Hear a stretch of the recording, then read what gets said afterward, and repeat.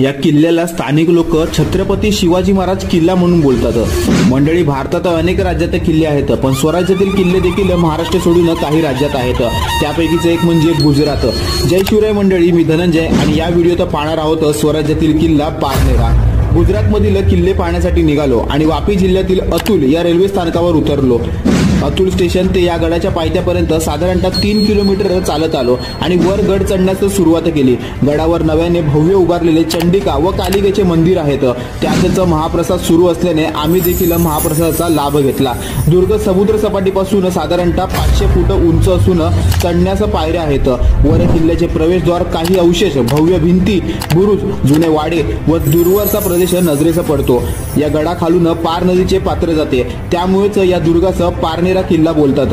परंतु स्थानिक लोक पारनेरा हिल किंवा छत्रपती शिवाजी महाराज किल्ला असेही बोलतात। हा किल्ला 1676 मध्ये